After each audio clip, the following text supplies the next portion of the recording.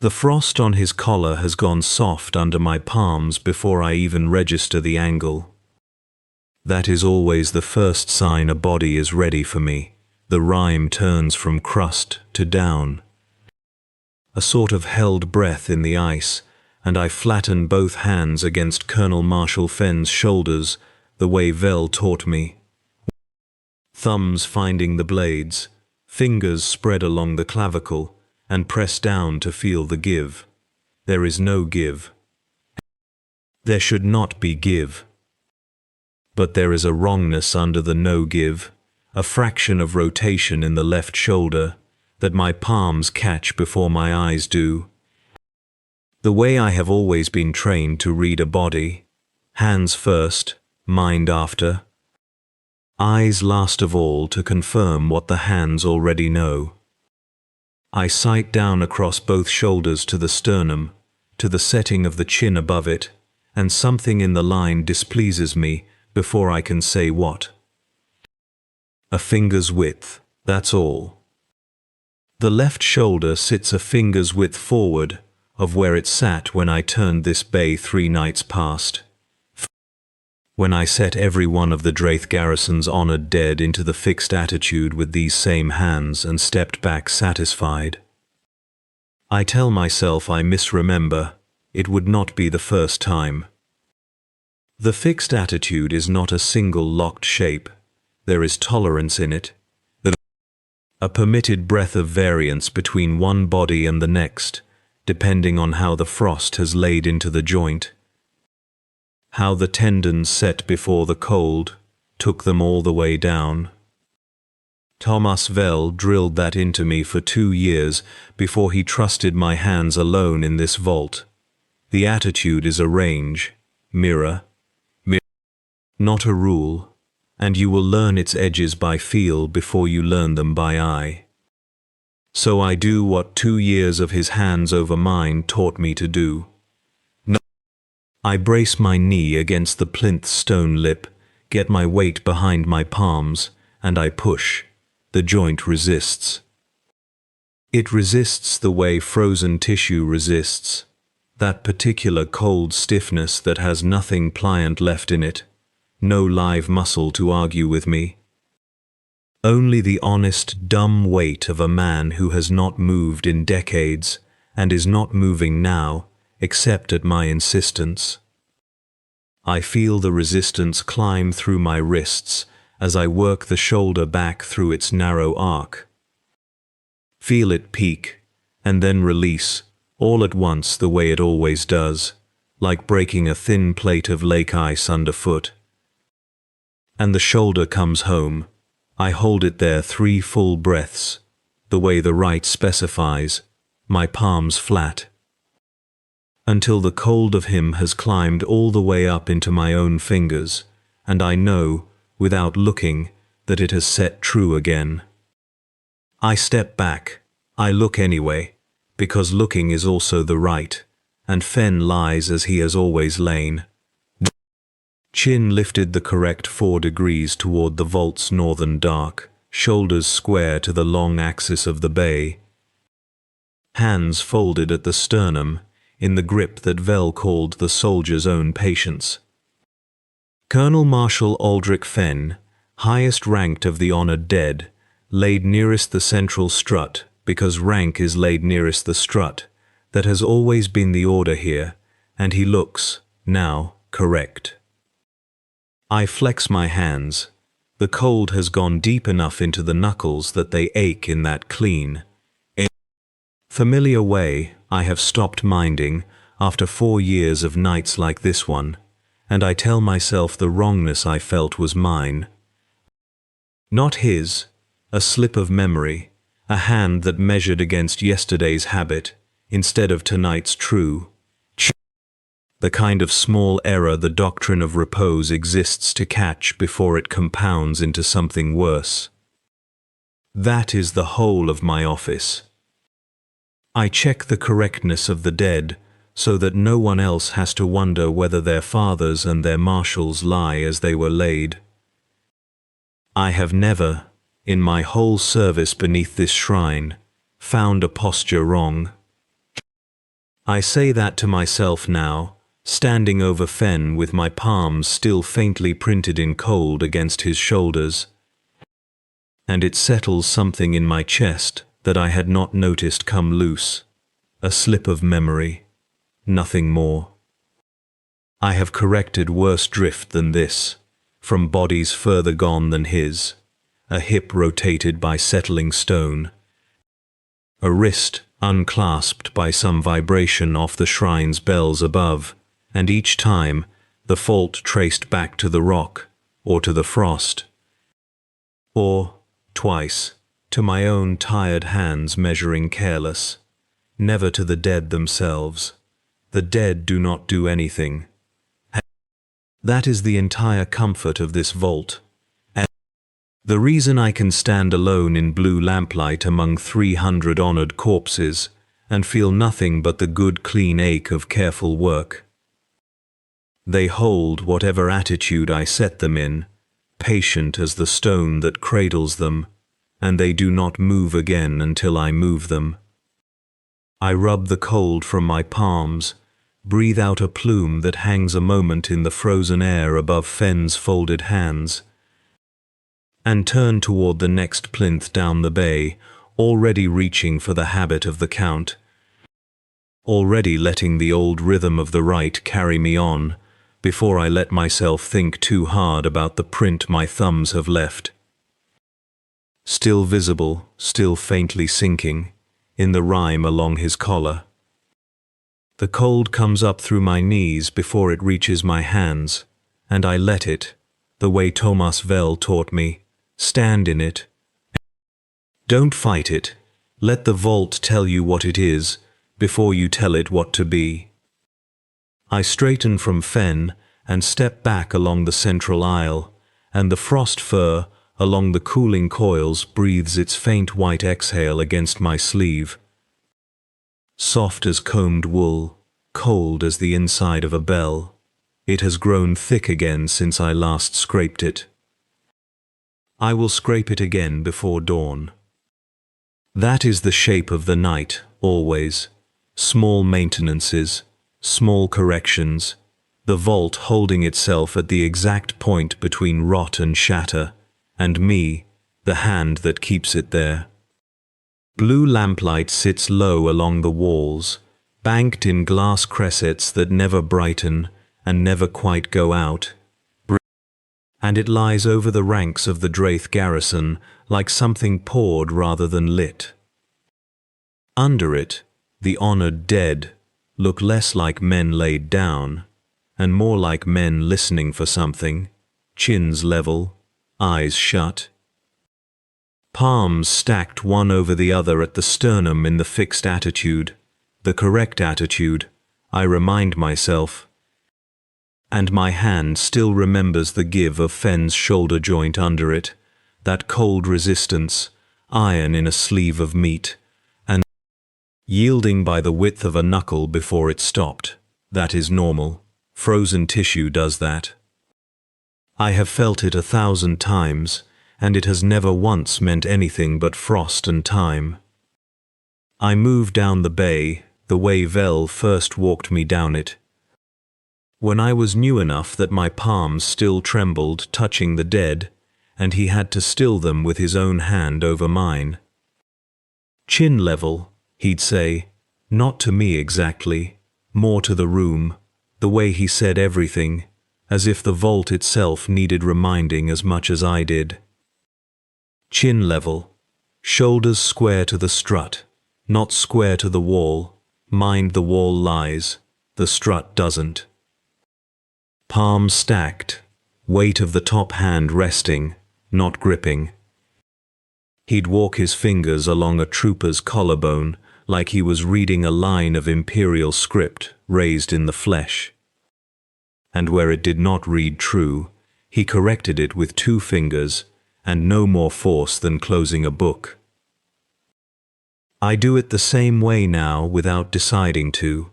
My body has the right in it, deeper than my memory does. I check the nearest attitude ward set into the 3rd bay's wall, the way I check them every night, less for information than for company, An old and worn low relief of a soldier at rest, palms stacked, chin dipped, a precise measure below level. Carved so long ago, the tool marks have gone soft as old scar tissue. The stillward, Vel called it, the fixed thing, the true thing, sight against it, before you trust your own eye, mirror. Your eye lies to you when you're tired, and this vault will make you tired in ways you won't notice happening. I press 2 fingers to the carved chin, the old habit, cold stone under cold skin, and the angle sits exactly where it has sat every night of my service. Level, fixed, unbothered by me. I like this part of the round best, if liking is a thing that survives down here. The clean geometry of it. No decisions to make, only measurements to confirm. This shoulder against that seam in the granite. This chin against the stillward's chin. This whole ranked stillness held to a single unmoving idea of correctness that does not care what century it is above us or what has gone quiet in the dark past, Sindrath's orbit. Up in the war shrine they burn incense and recite names. Down here we do something older and plainer. We keep the dead exactly where they were put.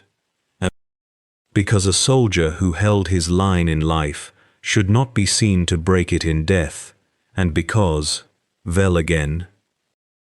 Near the end of his time here, in a voice gone thinner than I liked, because they notice, mirror, if you let them slip. I never asked him what he meant by notice. I assumed rank looseness of language, an old keeper's superstition, worn smooth by years, the way the Stillward's tool marks have worn smooth. A phrase that means nothing more than pride, now, discipline, the shame of a badly kept vault. I finish the 3rd bay's chins and palms, satisfied, cold to the bone in the ordinary way, and turn back up the aisle toward Fen, to begin the coil scraping before the frost fur closes the gap between his cresset and the strut entirely. My hands are already reaching for the scraper on my belt, already anticipating the small, comfortable labor of it.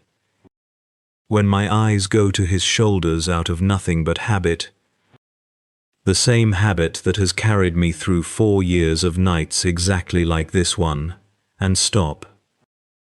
I sight along Fen's shoulders, and my stomach goes cold before my mind finishes the measurement. The angle is back. Not close to what it was, exactly what it was. The same finger's width of rotation, the same direction, as if my hands 3 minutes ago never touched him at all. I stand very still with my palms still resting on the cooling plate beneath his shoulder blades, and I make myself breathe the way Vel taught me. Slow, in through the nose, count the frost crystals on the coil above his head if I have to. Anything to keep my hands from moving until my eyes have finished their work. You do not correct what you have not confirmed, his voice says, patient, the way it always was when I was young and quick and wrong. A hand that moves before the eye has judged is a hand that lies to itself. So I do not move my hands, I look. The fixed attitude is not a guess. It is not memory alone, though memory is what I use 90 nights out of 100, because 90 nights out of 100, nothing is wrong. Tonight is not one of those nights, so I do what Vel drilled into me for the nights that aren't. I go to the Stillward. The 3rd bay's ward is cut into the rock, 4 strides from Fen's slab, waist height. A figure standing at perpetual attention with its chin fixed forward and its shoulders squared to a line that some mason centuries dead cut true with a plumb and a level and nothing else. Frost has gathered in the folds of its carved collar, in the hollows of its carved eyes, and the blue lamplight catches the crystals, so the whole face seems to shiver without moving. I press my fingers to its shoulders, the way Vel showed me, feeling the angle rather than looking at it, because the eye can be fooled by lamplight and shadow, but the hand, laid flat, feels only stone, and stone does not lie. Square, dead square, the ward has not moved, because the ward cannot move, it is rock. It has been rock since before the Draith garrison marched to whatever field took them, and I stand there with my fingers on its cold shoulders longer than I need to, because some small stupid animal part of me wants it to feel different tonight than it did last night, and it does not. And that is supposed to be a comfort. I go back to Fen. I check my own stance first, feet square to the strut the way I was taught before I ever touch a body, because a crooked keeper builds a crooked correction without knowing it. Then my palms, flat, cupping the deltoid and the scapula both, reading the joint the way I would read a letter, feeling for where the cold has locked the muscle and where it hasn't. There is give in a body kept this well, always a finger of give, even through decades of the coil's breath, because the chapel does not freeze the honored dead so hard that they cannot be moved by a keeper's hand. That would be its own kind of violence, Vel said, to make a man too rigid ever to be touched with care again. I turn him back. It costs more this time. I feel that, and note it, and do not let myself dwell on it. The resistance under my palms holds a half-second longer than it should before it yields. Like the joint has an opinion about being wrong, and is slow to give it up. I ease the shoulder around by degrees, watching the line of his collar against the strut behind him the whole way, because that strut is the only truly plumb thing in this bay, and I have learned tonight, in the last quarter hour, to trust nothing that isn't fixed to the rock. When his shoulders sit true, I check them against the ward one more time, sighting across the bay, collarbone to carved collarbone, and they match. They match exactly. I hold my hands an inch above his chest without touching, the way you'd hold them over a wound to see if it's still bleeding, and nothing moves. Good, fine, set. I tell myself it is the coil. Some flaw in the cooling rhythm. Some expansion and contraction of metal against bone that no one has logged, because no one has ever needed to stand this close, this long. Twice in 1 hour. I tell myself, Thomas Vel corrected worse in his years, and never once spoke to me of shoulders that turned themselves back. And if it had happened to him, he would have told me. Because that is the kind of thing you tell the hands that will hold this vault after yours. He never told me. I hadn't thought of that until just now, hands still hovering over Colonel Marshal Fenn's chest, and the not thinking of it sits wrong in me, a splinter I can feel but not yet see. I pull my hands back, I flex my fingers once, twice, working the cold out of the knuckles, and I move on down the bay, because the rite says, a keeper finishes her pass, and because standing here, waiting for Fenn to prove me right again, is worse than walking away and coming back to find out. Further down the bay, I find him without meaning to. I am 3 coffins past Fenn, running the ordinary pass, palm to sternum, palm to shoulder blade, when the trooper's chin stops me. Private, by the collar tabs, young enough that the frost hasn't fully claimed the softness under his jaw. My hand goes to his cheek, the way it goes to 100 cheeks a night, thumb along the mandible to check the set. And the angle is wrong before I have even finished the thought that it might be wrong, a finger's width. Chin drawn toward the left shoulder, toward the wall, toward the dark side of the bay, where the lamps don't reach so well. The same finger's width Fenn's shoulders had been, the same direction. I stand very still, with my hand still on his face. I have been doing this work long enough to know what my own error looks like. My error looks like tiredness in the wrists, like a joint I forgot to lock, like a ward I misread because the light was bad and I was thinking about something else. My error does not look like two men laid 20 paces apart, in coffins carved a decade apart by masons who never met. Turning by the same measure toward the same unmarked point in the rock, I check him anyway. I check him the way Vel taught me, both hands, palms flat, reading the whole line of the body from crown to heel, before I let myself believe anything about any single part of it. His shoulders are true, his hips are true. Only the chin, only that one small deliberate degree, turned toward the same nothing that had pulled at Fenn. My hands do not want to touch him again. I make them. I set the jaw back, cold resistance under my thumbs. The small grinding give of ice, releasing its grip on cartilage that has not needed to move in years. And I hold it there longer than the rite requires, as if holding will convince the bone to agree with me, rather than simply obey me. It agrees. It has to. The fixed attitude does not negotiate. That is the entire point of it. That is the entire reason Draeth Garrison was laid down like this, instead of burned or given to the black boxes, the way lesser dead are given. Because a body set true and sealed true stays true.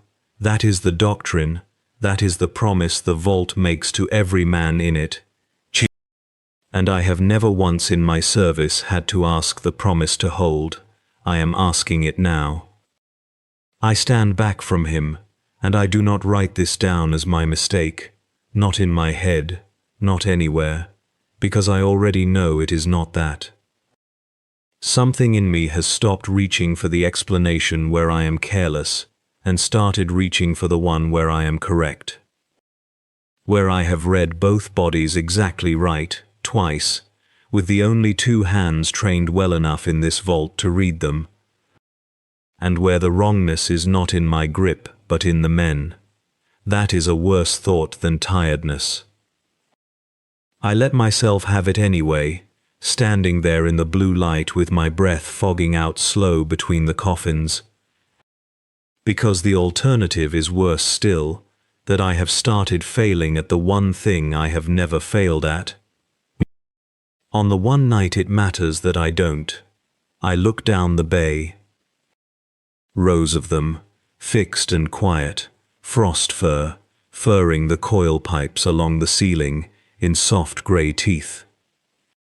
Somewhere past the reach of the lamps, the stillwood of the third bay holds its carved attention on nothing, the way it always has.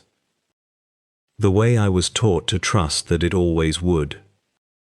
I do not yet have a word for what has moved through two dead men in this room tonight. But I know, standing with my hand still cold from the private's jaw, that it is not an accident, and that it is not finished. And that whatever it is, it wants a direction. I stand between the two of them, Fenn behind me, the trooper ahead, and I do the only thing my hands know how to do when something doesn't square. I sight it. I learned this from Tomas, before I learned to speak the right without stumbling. Never trust the wrongness alone, he said. Find where it points. He'd stand a body's length back from a catafalque and lower himself until his eye ran flat along the collarbones. The way a mason sights a course of stone before he says the wall is true. I do that now.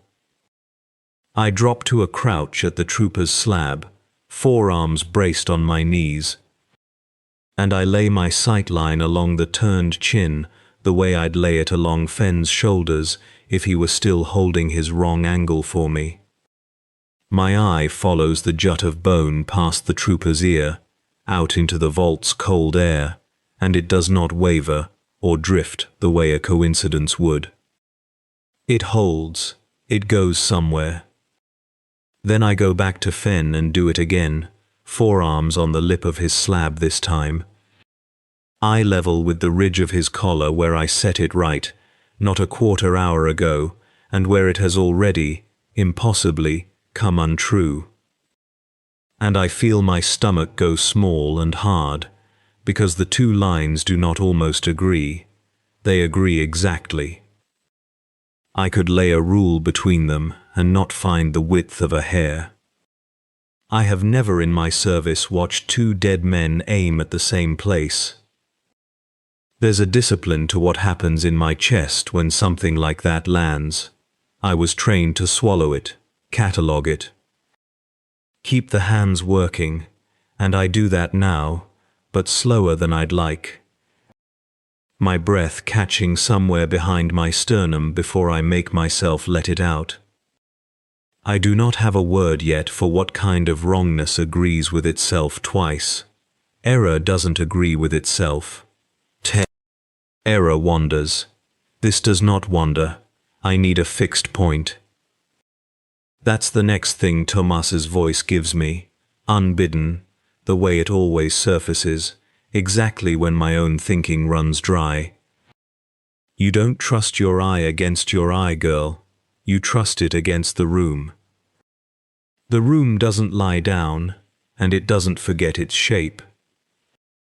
The central strut is the only thing in the cold chapel that has held the same shape since before I was keeper here.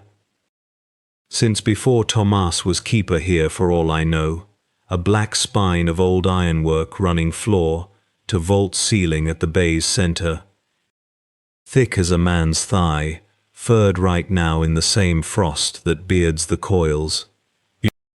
Cold enough that if I set my bare palm to it, I'd lose skin. I don't need to touch it.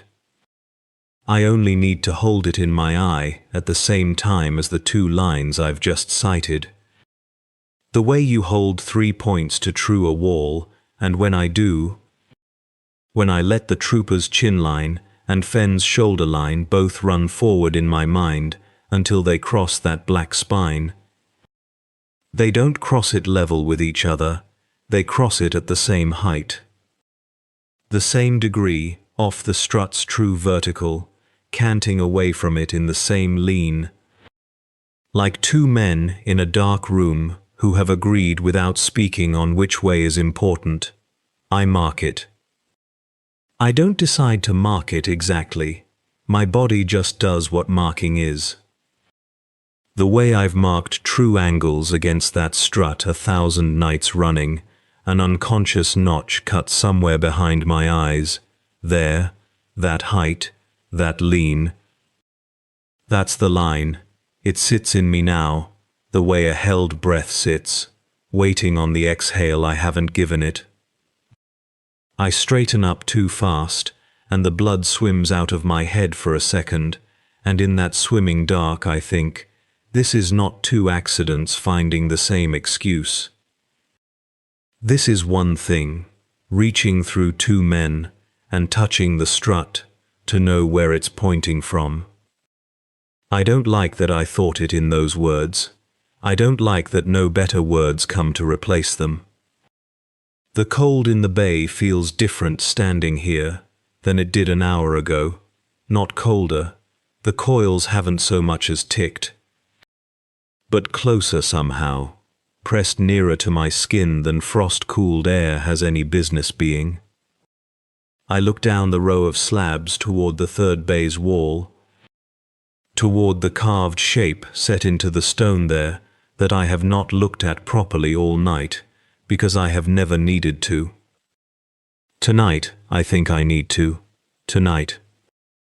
For the first time since Thomas put my hands on my first correction and told me the ward would always show me true when I'd lost my own sense of it.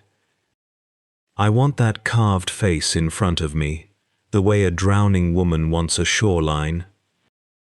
And I go to it without letting myself examine why.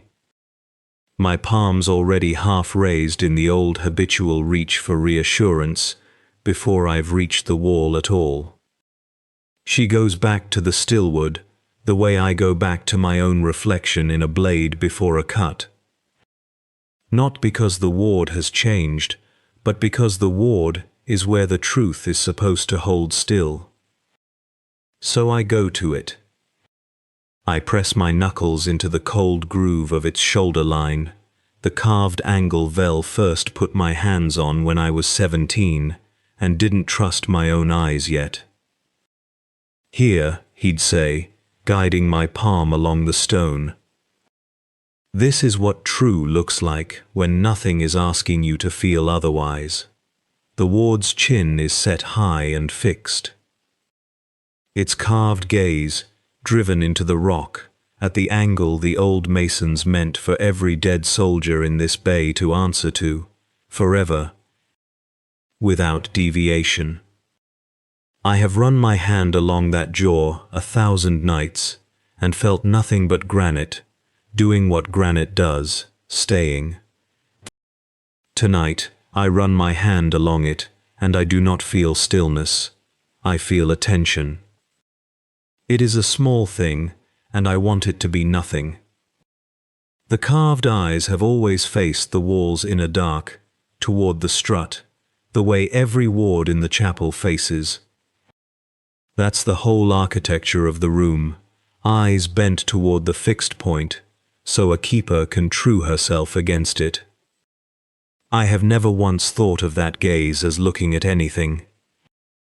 Tonight my palm finds the same worn stone cheek, and some old animal part of me reads it the way I read Fenn's shoulders an hour ago, not fixed, not resting, oriented. As though the mason had carved a witness instead of a reference, and something in the vault had only now switched it on. I take my hand back too fast. That's fatigue talking, I tell myself, and I say it in Vel's cadence, because his voice is the only steadying thing I have left in my own skull tonight. Long shift, cold room, bad light, doing what bad light does to a face that's only ever been rock. I have been on my knees and my feet for 6 hours. My eyes are allowed to lie to me.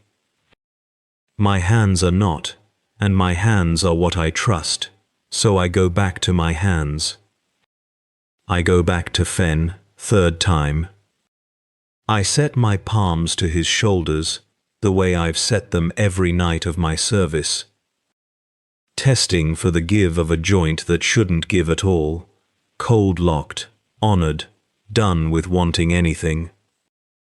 And my hands are not steady. I notice it as a fact before I let it become a fear, a small tremor riding under my own skin. The kind I have never once carried into this rite, not through 9 winters of it, not through the season Vel was dying above, and I still came down here alone, every night to do this exactly right, because it was the one thing I could still do exactly right. I set him back, fingers width. Same as before, same as the time before that, same direction, toward the strut, toward the line I already marked without deciding to mark it. The joint gives under the correction with that low, grinding, cold sound I know in my bones, and it should end there. It has always ended there, wrong found, wrong put right, on to the next. I hold my hand on his shoulder, a beat longer than the right requires.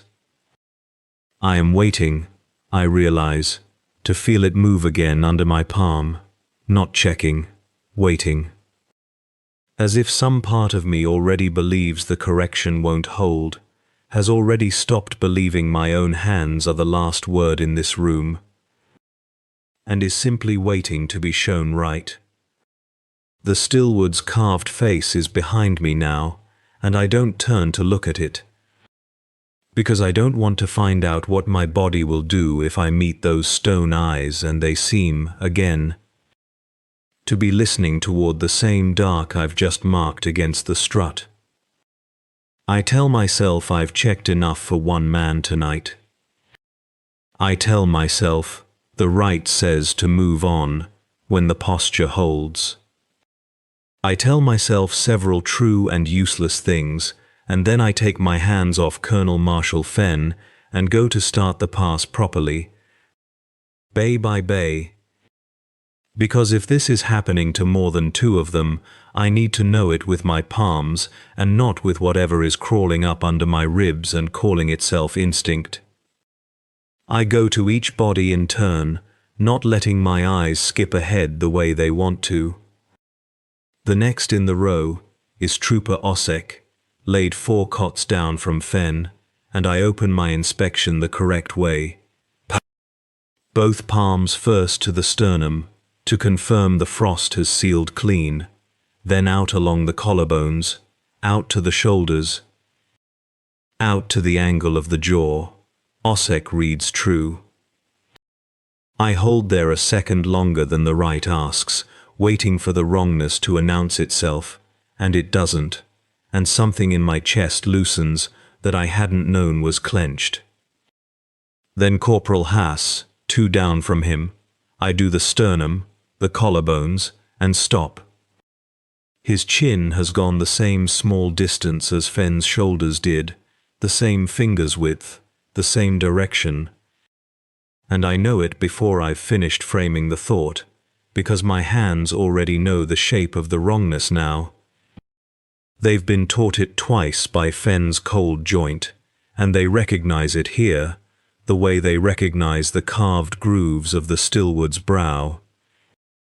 By feel before by sight. I don't correct him yet. I make myself sight it first, the way Vel drilled into me before he ever let me touch a body alone. You confirm the line before you touch it. You don't trust your hands to fix what your eyes haven't proven. I crouch level with Haas's face, sight along the turned chin, out past his shoulder, out across the aisle, and it runs true to the same bearing I marked off Fenn and the first trooper. The same invisible thread strung through the room and anchored on the strut. 3 now. I press my palm flat against my own sternum without deciding to, the way you'd check a body, and my heart is going harder than the walk here should account for. I correct him. The chin gives the way frozen tissue should give, no more, no less, and some small mercy in that steadies me enough to move to the 4th cot. Legionary Oskner, no relation, a coincidence I have never once let myself dwell on, in 4 years of keeping this vault. And I don't dwell on it now either, I only note the coincidence the way I'd note a chip in the ice and move past it. His shoulders are true, his hips are true, but his hands, folded in the doctrine's cradle fold across his chest, have opened a fraction, the fingers no longer laced but spread, angled outward. And when I sight along the spread of them, they too point the same way, low and steady, toward the strut, toward whatever is behind the strut, toward whatever the strut only happens to be standing between us and 4 bodies. 4 different parts of 4 different men, each moved the smallest amount the ice would allow without cracking, each one a separate vote for the same unseen thing.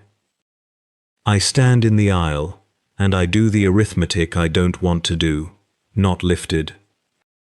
Not disturbed by hand, no cart tracks in the frost, no scuff where a boot might have braced. The garrison sealed decades gone, and no living hand between mine and Vel's has crossed this floor. Whatever turns them does it from the inside, from within the fixed and frozen dark of their own held stillness, a fraction at a time, patiently. The way water finds its way through rock, given centuries it does not have. I go to the fifth cot, already knowing my hands will find something, and hating that I know it, and they do. The fourth body is a gunnery adept 2 racks down from the trooper, and I find her chin turned before my hands even reach her. I see it from 4 paces off, the small deviation of jaw against the frost-rimed collar, and I know it the way I know my own name, without having to sight along the strut to confirm. I sight along the strut anyway, it confirms. That is when I notice my hands are already moving. Not toward what I see, toward what I haven't looked at yet. My fingers are curling, easing into the correcting grip, thumb bracing the mandible, palm cupping the crown of the skull the way Vel showed me 100 times, laid open across 100 different dead. And I am doing this before my eyes have finished measuring the angle. I catch myself with her jaw half cradled, and the truth of it sitting cold in my stomach. I knew where to put my hands before I knew I needed to. I stop. I make myself stop, flatten my palms against my own thighs, and just look at her without touching. She is turned, the same increment, the same direction. I could have told you that from across the bay with my eyes shut. I flex my hands out in front of me, fingers spread, knuckles cracking faintly in the cold, and I watch them like they belong to someone standing behind me. They ache the particular ache of use, of long work, though I have corrected only 2 bodies tonight and touched a 3rd. That ache belongs to a full shift's labor, not this. My hands feel like they have already done the whole bay. Like they've been doing this far longer than I have been standing here. I was trained to check the bearing against the strut. Sight down the shoulder line, find the fixed point, mark the deviation, correct. Structure first, feeling second. Vel drilled that into me until it was the only order my hands understood. Structure first. But there is no structure in what just happened at the gunnery adept's jaw. There was no sighting. There was no marking. My hands went to the bearing the way a compass needle goes to north, without asking the room where north was. I tell myself, this is only memory, working ahead of thought, the way a well-trained hand anticipates a familiar motion before the mind finishes deciding on it. I have watched Vel's hands do this, reach for a strap before his eyes confirmed it needed retying, settle a collar before he'd finished his visual pass. That was mastery, years of it living in the muscle instead of the mind. I told myself once, I wanted hands like that. I did not want hands like this. I press my palms together, hard, feel my own pulse knock against itself between them, and make myself finish the pass properly. Right, true. Eyes first, then hands, in the order Vel taught, no matter what my fingers think they already know. I go to the 5th berth. The trooper there lies correct, chin true, shoulders square to the fixed attitude, and something in me, something that has spent the last hour bracing for the small wrongness, actually falters at finding him right. That unsettles me more than the turning does. I have started expecting it. I have started wanting to find it, the way you want to press a bruise to prove it still hurts. The 6th is turned, the 7th is turned. I check them with my eyes before my hands go anywhere near them, forcing the old order, and both give me the same increment, the same direction, and both my hands know it a half-breath before my eyes finish confirming, is curling toward the correction, like they've been given a standing order I never issued. I flex them again. Out, wide, fingers trembling faintly in the cold. Or not the cold. I don't think it's only the cold. And I hold them up in the blue lamplight, and look at them the way I would look at a stranger's hands laid on my own wrists. Vel used to say, a keeper's hands should know a body's true posture better than her eyes do. He meant it as praise for hard-won instinct. He never said what it would mean if a keeper's hands started knowing something else instead, some other posture. 1. The dead are teaching without the right, without me, without my leave. I go back to Fen. I don't decide to. My feet simply carry me there, the way my hands have been carrying themselves all night, and it's only when I'm standing over him again, palm already lifting to settle against that cold shoulder for the third time, that I realize I never chose to come back. I press my hand down onto the joint anyway, because some duty in me still outweighs the fear, and this time, the shoulder gives beneath my palm.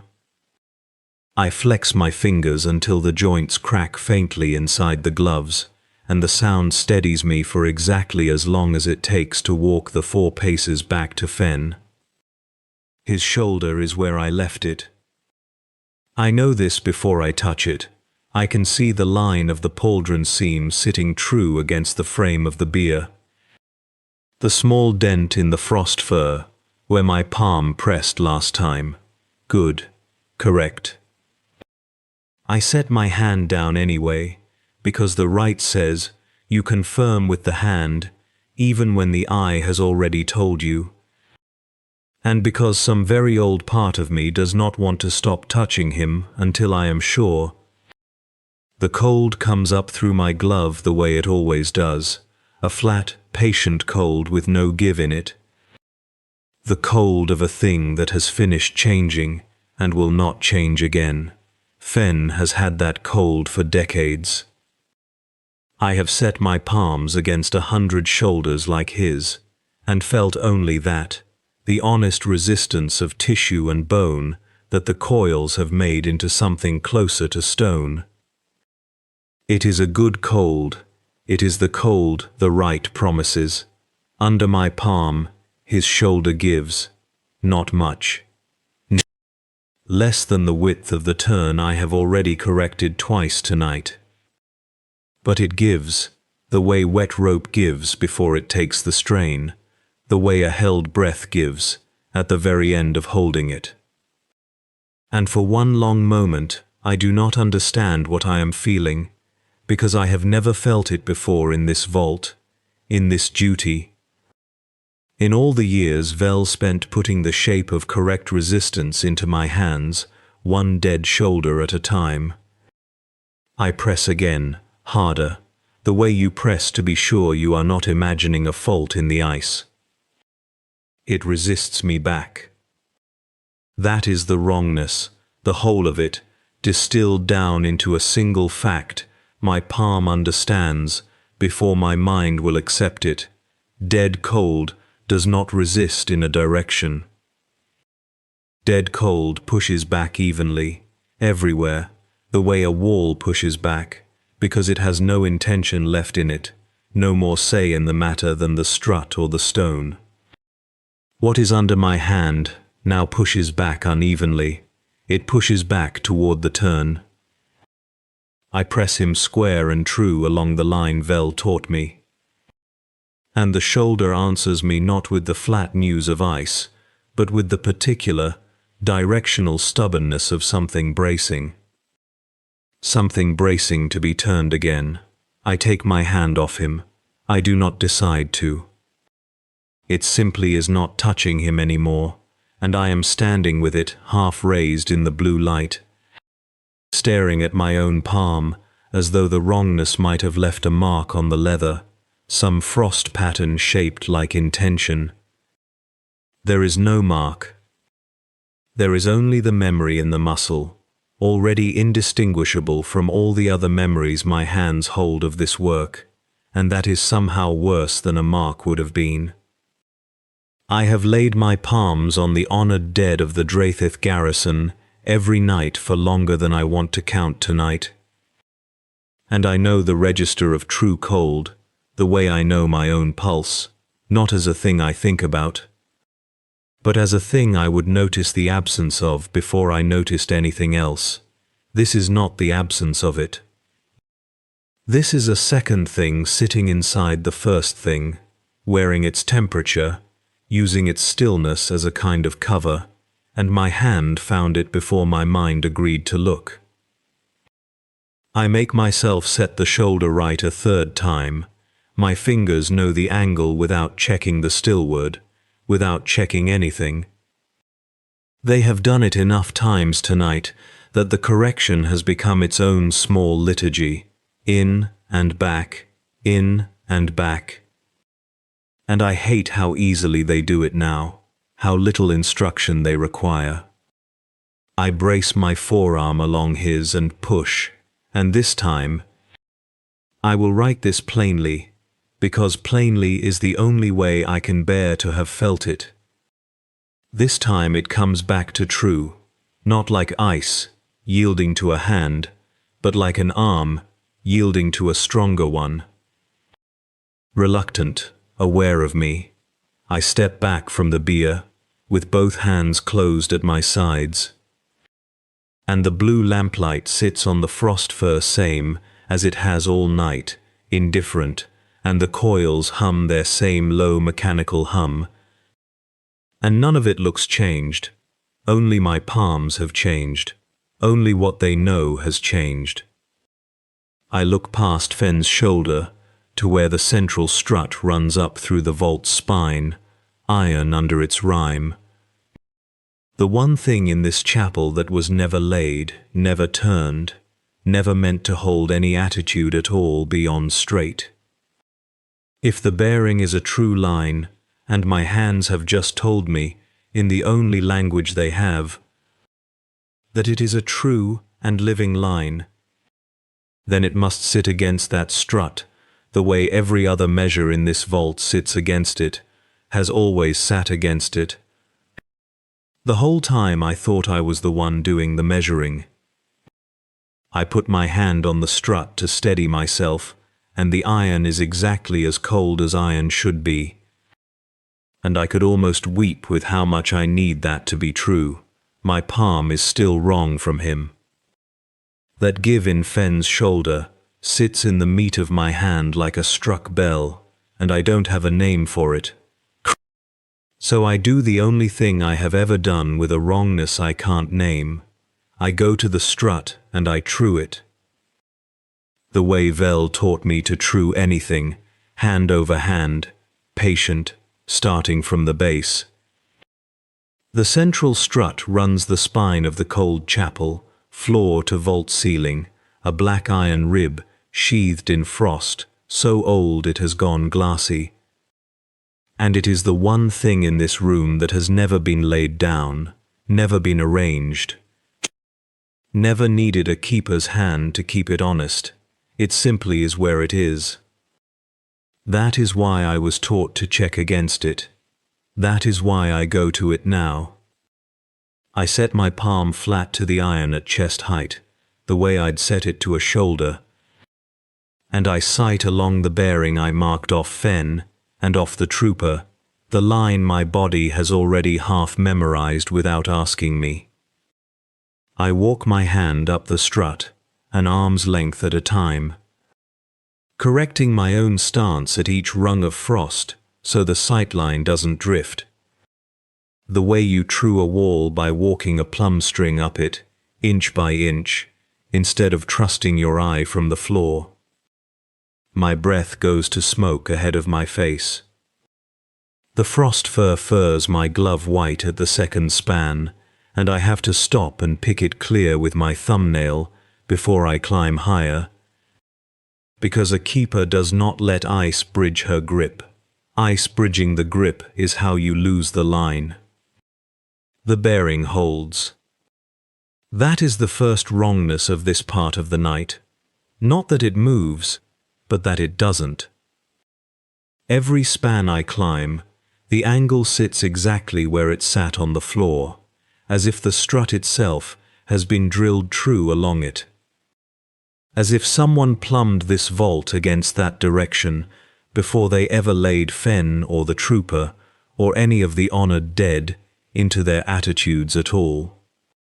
By the time my hand reaches the collar where the strut married into the ceiling rock decades ago, before I was born to this work, my shoulder is screaming from the reach, and my glove is rimed through, and I am not thinking about my glove. I am thinking that the line has not so much as flickered in 30 spans of iron. I set my palm to the collar joint, the seam where dead metal meets living rock, and I sight past it the only way I know how to sight anything. Not with instruments. I have never trusted instruments. No. Vel always said, an instrument tells you what it wants you to see, and a hand tells you what's true. I sight with my eye laid along my own forearm, my forearm laid along the bearing, up through the ceiling, up through the rock above the ceiling, up through however many fathoms of stone stand between this vault and the floor of the war shrine of Sindrath. And the line does not stop. I want it to stop. I want it to end at the shrine floor the way any sensible bearing ends at the nearest fixed thing above it, and the way Vel's voice in my head is telling me, gently, the way he told me everything, that a sightline needs a terminus, or it isn't a sightline at all, it's just a direction, and a direction with no terminus isn't for truing anything, it's for aiming. But I have spent my whole service learning to feel the difference between a joint that has reached its stop and a joint that hasn't, and this line has not reached its stop. It goes through the shrine floor, the way Fenn's shoulder went past its fixed attitude without complaint, without resistance, without so much as a groan of frozen ligament to mark the crossing. It goes through the strut, through the collar, through the rock, through the shrine, through. I don't have the floors of the war shrine memorized. I have never needed them. I keep to my vault, and my dead, and the coils, and the wards. That has always been enough. And it keeps going. My hand is still on the collar joint. The cold of it is starting to come up through my glove into the bones of my palm, the way Fenn's shoulder cold came up into it, not a quarter-hour past. And I make myself hold there a moment longer than is comfortable, because Vel taught me that a bearing you're afraid to finish sighting is a bearing you haven't really taken, you've only flinched at. So I finish it. I let my arm run out straight along the angle, wrist locked, the way you hold a level once you trust it. And I follow it past the ceiling, past the shrine I have never once climbed to see, up through however much rock and however much silence stands between this frozen room and the sky Sindrath doesn't have a proper word for. Being a moon and not a world, and past that sky, and I understand. With my hand still numbing against the collar joint, and my breath gone to nothing in my chest, that this bearing was never going to end at anything I have a chart for. My palm is flat against the rock where the strut roots itself, that seam where dressed stone gives way to the mountain's own bone, and I hold it there the way I would hold a hand to a chest to find a pulse. The strut is cold in the ordinary way, the vault's own cold. But the rock past it is colder by a degree I can feel change under my fingers as I press. as though the wall thins somewhere beyond my reach into something that is not wall at all. Only a place where the cold has more room to come from. I sight it the way Vel taught me to true a wall before I ever laid a body on a slab. Eye level, one steady point. Then the second point held in the mind's eye rather than the real one. The line extended not by measurement, but by the trained certainty of the hand and eye working together until they agree. Fenn's shoulders gave me the first point. The trooper's chin gave me the second, confirming it, refusing to let me call it chance.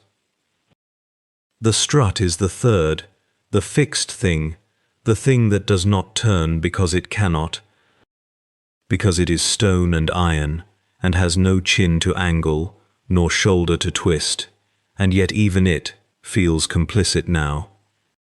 Feels like a rod someone has driven into the floor to mark a place from which to take a bearing, rather than a thing built only to hold a ceiling up. I let the sight travel. Not my eyes. My eyes stop at the rock, at the closed dark above the strut where the vault narrows toward the shrine's foundations. But the bearing does not stop there. I feel it keep going, the way I feel the shape of a body under a shroud, before I lift the cloth. A knowledge that arrives in the hands before it arrives in the mind, and it goes up through the mounting stone, up through the floor of the war shrine, where the guns stand cold and ceremonial, and never fired in earnest in my lifetime, up past the thin dome and the antenna mast, and the flag that has not moved in a wind for longer than the chapel has kept its dead. It goes through all of that the way water goes through a hand cupped too loosely to hold it. None of it stops the line, none of it was ever going to. And past the shrine there is only the moon's black curve falling away. And past the moon there is the dark that has a name, only because someone once had to chart it before they stopped being able to. I was taught the shape of that dark, the way every warden here is taught it, as a fact recited without weight. 3 systems, a decade, silence logged and never broken. I have said the words to myself at the start of 100 shifts, the way I say the attitude, before I lay a hand on a body. A formality, a thing true the way the ceiling is true, overhead and unexamined. I did not expect to feel it. I do not expect a bearing sighted off a dead Colonel Marshall's shoulders to reach that far, to have any business reaching that far. And yet standing here with my palms still flat against the seam in the rock, I feel the line pass through the shrine, and not weaken, not scatter the way a sighted line should, when it is carried past the limit of what eye or hand could ever verify. It should thin to nothing past the dome. It does not thin. If anything, it draws tighter, the way a rope draws tighter the nearer you come to whatever is pulling it from the other end. I do not have an instrument for this. I have never needed one. The rite does not ask for one. It asks for hands and eyes, and the memory of a correct posture, held against a body, until the two agree. And I have always trusted that because it has never once failed me.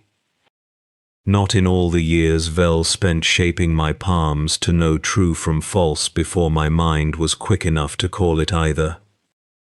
But nothing in what he taught me accounts for a bearing that keeps traveling once it leaves the last fixed point a person could touch.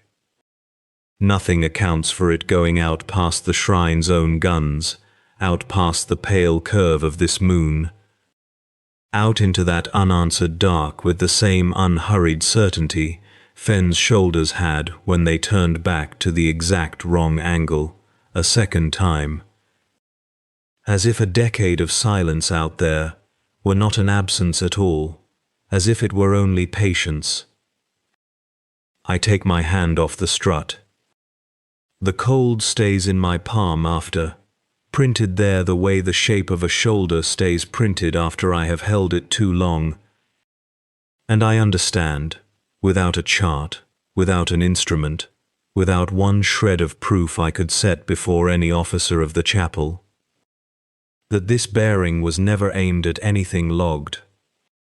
It is aimed at something that was never meant to be found by a bearing at all, and the dead in this bay have been quietly, patiently aiming themselves at it since before I ever laid hands on Fen tonight. I let my hand fall from the strut and go back to the work, because the work is the only shape I have left to hold. The third bay first. I take it slow, the way the rite asks, palm to shoulder, palm to jaw, sighting the collarbone against the sternum, the way Vel drilled into me before I had the words for what I was checking. Trooper Ansel Doe, 3 casks down from Fen, turned. Same increment, same direction, a hand's breadth of rotation held in a joint that should hold nothing at all. I set him true, and my fingers come away with that same cold, catching at the pads of them, like touching frost fur the wrong way, and feeling it resist the grain. I do not stop to feel afraid of that. I move on, because moving on is a discipline I have, and fear is not. 4th cask, 5th. A quartermaster whose name I have said in the rite so many nights it no longer feels like a name, just a shape my mouth makes. Turned, I check him against the stillwood without meaning to, the way I have started doing without deciding to do it. And the carved figure's blind stone face is angled, just slightly toward the same line the dead keep finding. And I know that is only how it was cut decades ago. I know the stone has not moved. And still something in me marks it as one more voice in a congregation. By the 9th cask, I stop being surprised, and that is its own kind of falling. I go bay by bay after that, and the bay does not disagree with me. 2 in 10 are true. The rest hold the bearing, some of them barely, a finger's width. The kind of error I would have called sloppy work, and corrected without a second thought, on any other night of my service. Together they are not sloppy. Together they are exact. Every wrong shoulder, every wrong chin, sits on the same unseen line running through the strut and up through the rock and out past anything I have a name for. And the uniformity of it is worse than any single body could ever be. Because a single body can be an accident, and a whole vault cannot. I stand in the center of the cold chapel, with my lamp, throwing its small blue circle around my boots, and I understand. The way you understand cold before you understand you should be afraid of it, that the silence in here has changed its character. It was empty silence when I came on shift. It held nothing but the tick of the cooling coils and my own breath fogging in front of the wards. Now it holds weight. It holds the sense of a room with people standing very still in it, waiting for something they already know is coming, and not needing to move because they know it too. I think of Vel. I think of the last months before he handed the vault to me. How his hands had started to shake on the correction, even though his voice never did.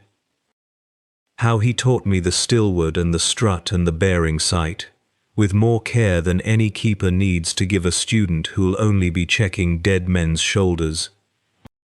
As if he were arming me for something he refused to say the name of. I think of how he left the chapel and never once came back down, not for the handover blessing, not for the anniversary rite, nothing. A man who had kept this vault for 30 years and would not set foot in it again once it was no longer his to keep. I think he knew. I think he knew, and he taught me anyway, taught me exactly enough to survive one night of it, and not one word more. And I do not know if that was mercy, or if it was because there was nothing more to teach. Because whatever this is, does not care how well trained the hands are that come to correct it. I do not let myself finish that thought. I have found that not finishing a thought is its own kind of discipline tonight, same as the write, same as the touch and check, same as not naming the shape of what stands behind 2 in 10 true and 8 in 10 turned. I go back to Fen instead, because Fen is where I started, and Fen is the only true north the night has given me. And because going back to the beginning of a wrongness has always, before tonight, been the way I put it right. My boots find the worn path in the frost, without my eyes needing to guide them. The lamp swings. The still wood watches me pass the way it has watched every keeper pass, for longer than the chapel has had a name. And for the first time in my service, I do not want to look at it on my way by. My hand is still on Fen's shoulder when I decide to correct him a 4th time, or maybe a 5th. I have stopped counting. The way I have stopped counting the others down the bay, all of them rotated the same finger's width, all of them patient about it. As if patience were a texture I could feel through wool and skin, and the cold beneath. I press him back. The joint gives the way it should not give, that same wrongness under my palm. A resistance shaped like something pushing back rather than something merely frozen, and I hold him there, a beat longer than the right requires. The way you hold a door shut against wind you can't see. I think of Vel. I think of the way he left this vault without training anyone for the handover, but me, the way he never said why, only that I would know the fixed attitude in my hands before I knew it in my head.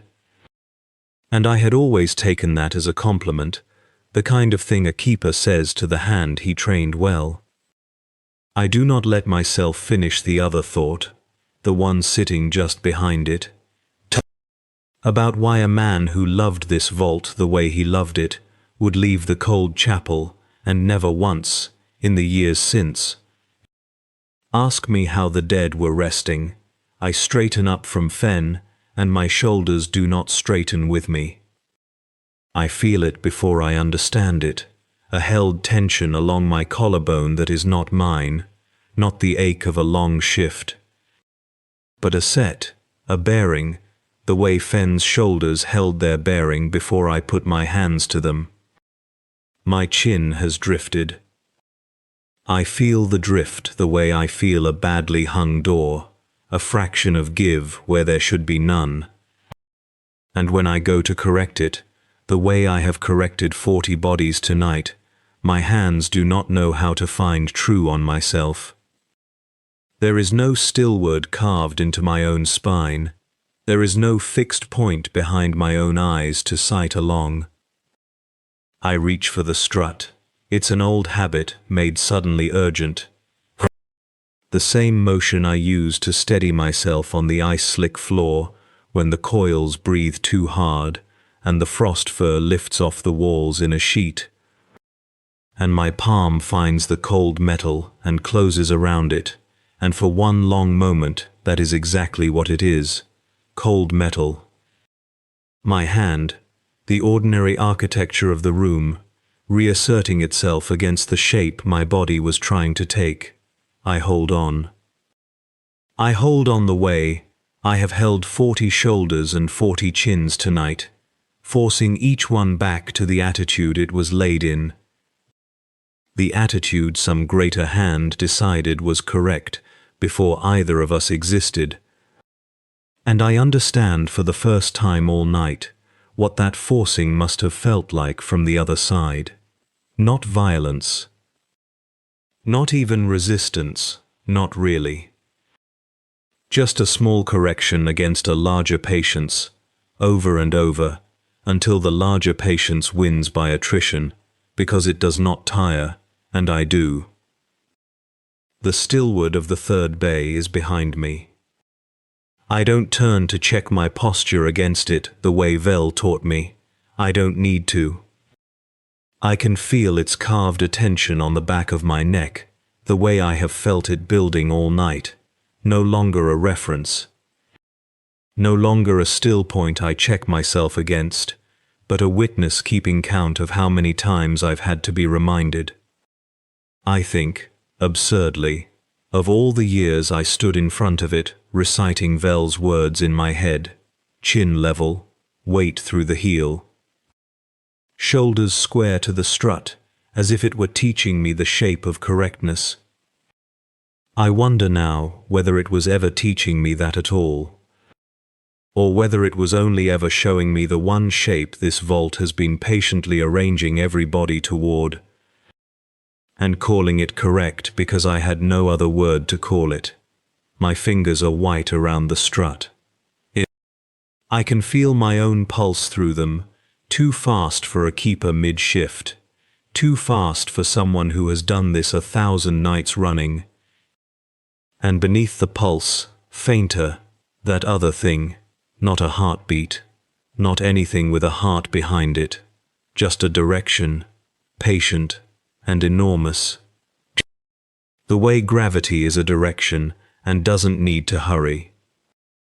It runs up through the metal into my palm, the same way I traced it earlier, hand over hand toward the ceiling, toward the shrine, toward whatever waits past every chart in the dark, where 3 systems went quiet and stayed quiet. It does not feel like it is pulling me. That would be easier to fight. It feels like it is simply waiting for me to stop holding on, the way it waited for Fen, for the trooper down the row. For all 40 of them, unhurried, because it has never once needed to hurry.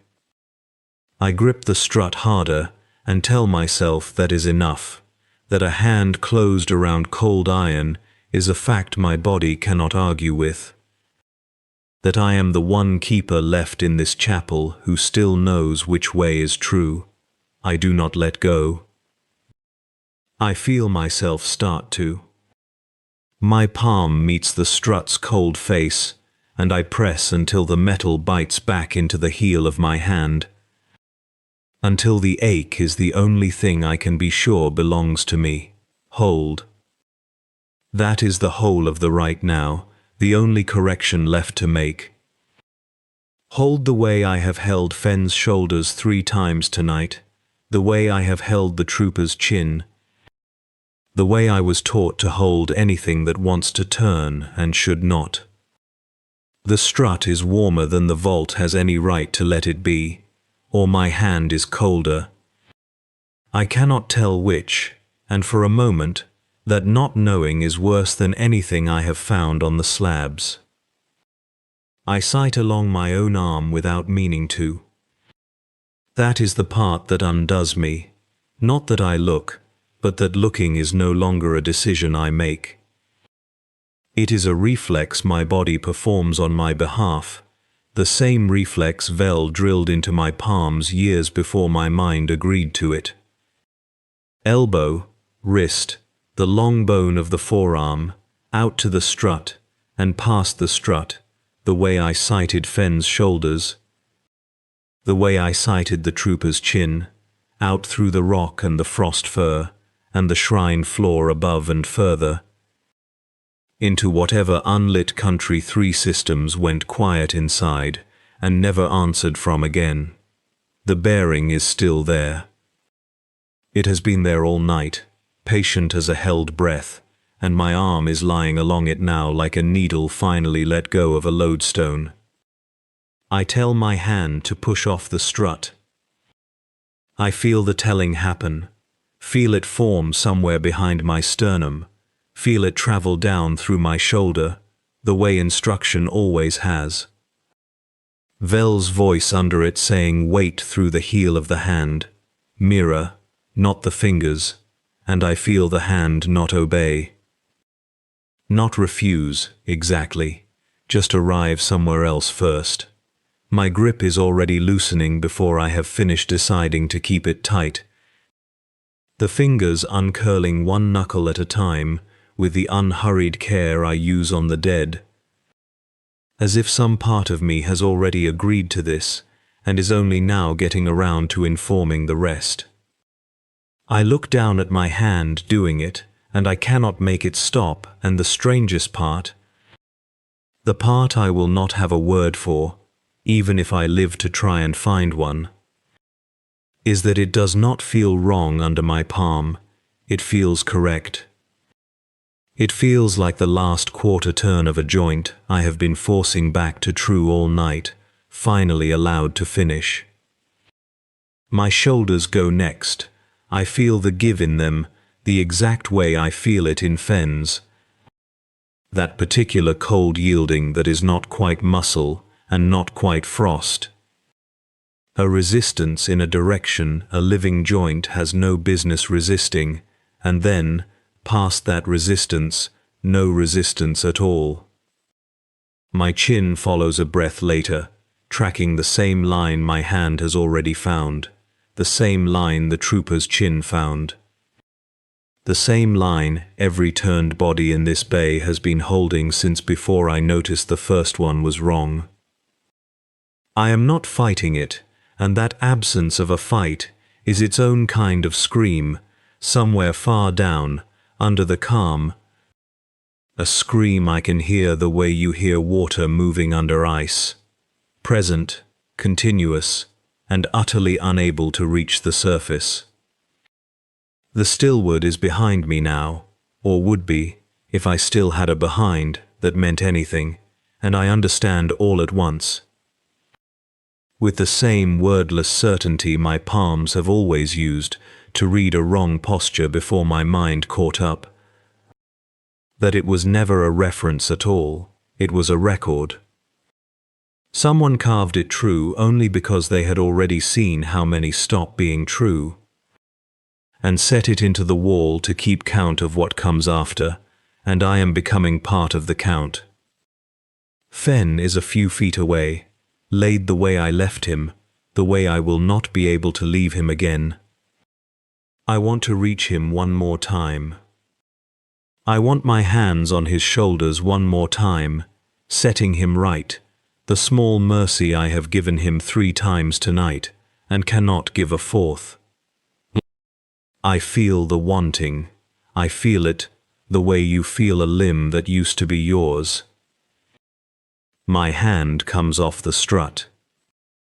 There is no wrench of decision in it, no final word said either aloud or in the quiet of my own skull.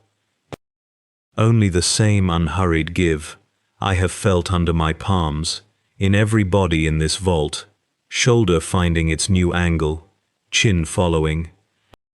The bearing finally let all the way home, blue lamplight along the coils, frost on the carved eyes of the ward. My weight already shifting past the point where turning back means anything, my body finishing what it has been agreeing to since before I found the first one wrong, patient, unanimous, mine.